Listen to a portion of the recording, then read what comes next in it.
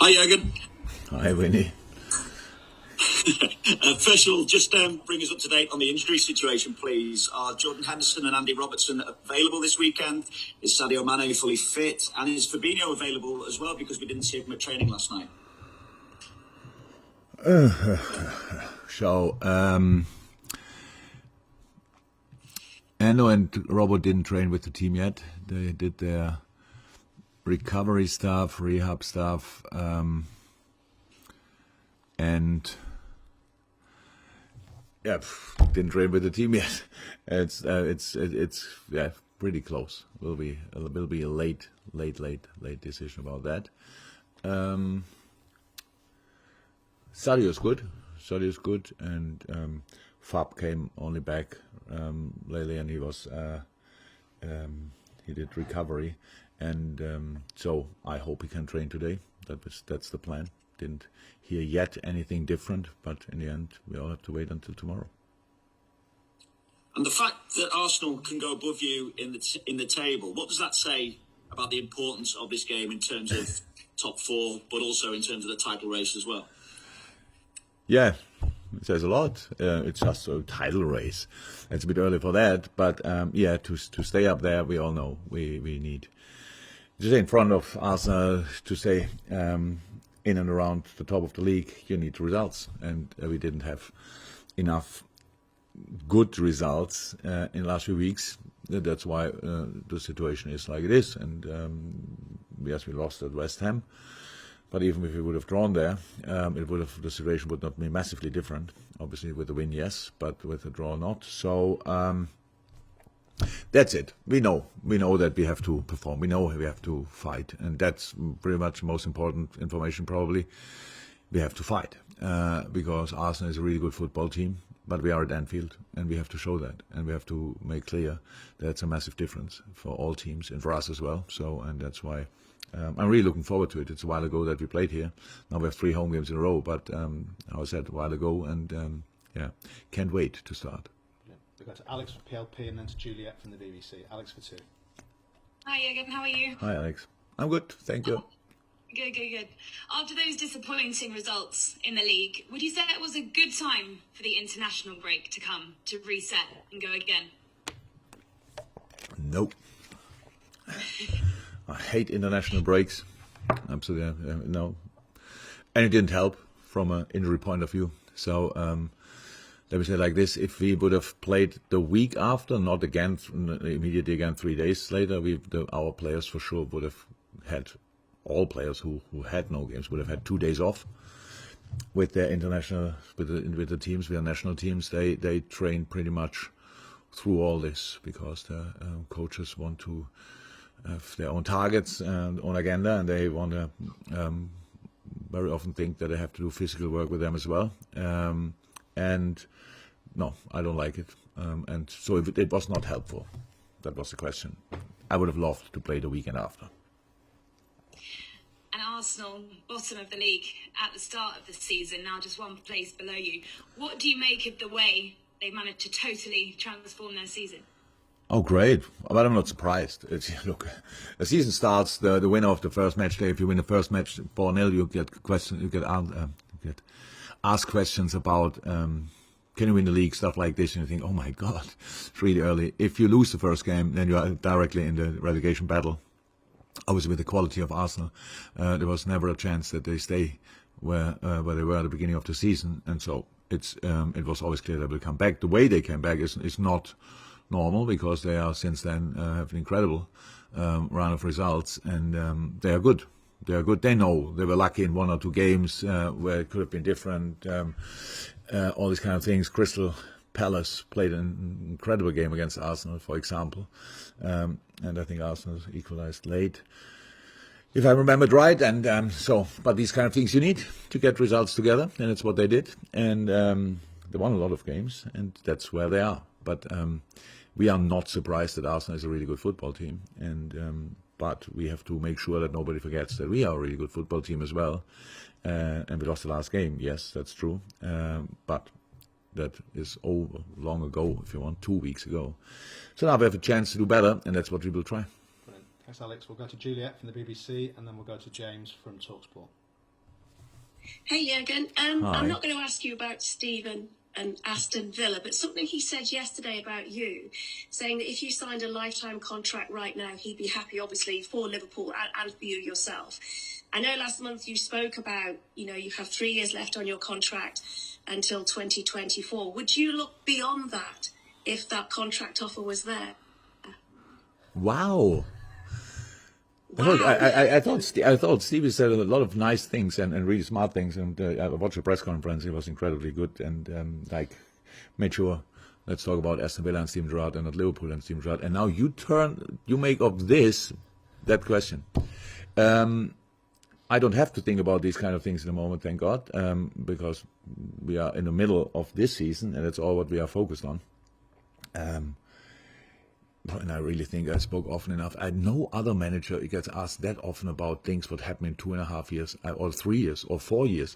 So at least I don't know, and I didn't think about it until you asked me. Now I don't want to think now about it. So it's all fine how it is, and it's over when it's over, but it's far away from being over. So let's focus on that. Thanks, Jules. We'll go to James from TalkSport, and then we'll go to Carl from BBC Merseyside. James. Jurgen, Mikel Arteta said last year after you played that even if his side pressed perfectly against you, you have Virgil van Dijk who can play a 60-yard pass straight to the chest of Mo Salah. When you talk about Van Dijk from a defensive point of view, he's obviously sensational as a player, but from an attacking point of view, how much of a weapon is he for your side? Yeah, very important to mix up our build-up is very important. He's not the only one who can play these balls, but he can play these balls. That's good. I think the boys, our centre halves, improved in the last few years a lot in all the build-up situations, and they very often are the first ones to get the ball from the goalkeeper. So it means that's an important role. They don't have to play the final pass, but they can play whatever. The second last or third last or whatever, so that's how it is. And the main thing about these kind of things is if you mix it up, it makes we feel that very often ourselves. It makes it just more difficult for the opposite team to adapt to it, because you think you have an idea for this pass, you have an idea for that pass, you can close the center, you close the gaps, all these kind of things, and then they play over your head. Many teams do that with us constantly, and so we thought years ago we should try that as well. And yes, it's Virgil is a really good player, and I'm really happy that we have him. And yes, he has plenty of strength, and hopefully he can show them all on Saturday. If I can just ask you about Steven Gerrard, he said yesterday that you'd exchanged a few messages before the game. What messages did you send him ahead of his first game in charge at Aston Villa? No, not before the game. After he signed the contract, we exchanged messages. And there are messages, otherwise I would have posted them, which I don't do, because they are private. And he said one thing, and yes, that's true. I'm looking forward to meet him, that's true. I'm really happy for him, but what we write is completely fine if that stays private. Carl Woodward, BBC Merseyside for one, then Carl Markham from Press Association. Then we need the hands up for the breakout section, please. Hi, Jurgen. Hi. Nico Williams, he played really well for Wales in the international break at left back as well. He's shown his versatility. How much has he improved? And with all the games coming up, is he going to get more game time? Is he pushing for that for a start? He's pushing. He did it already at Preston, which is good. And Nico's a young player, and he plays at Liverpool, which is we are a pretty good football team. It's not that easy to get in the first team on his maybe natural position. I'm not sure if really the right back is the natural position, but there's Trent Alexander-Arnold, and then if he couldn't play and Nico was not fit, then James Milner played there in an incredible way, to be honest. Yeah, but Nico, I saw images of his performances, and he did really well, especially offensively. Big chance against Belgium in the last minute or so. It's all about pushing, and that's what he's doing. So he's not doing anything wrong, and then it's about opportunity coming up. And on the midfield, with injuries, you've used 9 different combinations. How difficult does it make it in both attacking and defending, when it's not settled as you would like as well? It's not easy, but if it would be easy, our owners wouldn't be not pay that much money to sort all these problems. That's how it is. We have to deal with that. Would I wish to play always the same 3? No, because we have too many games for that.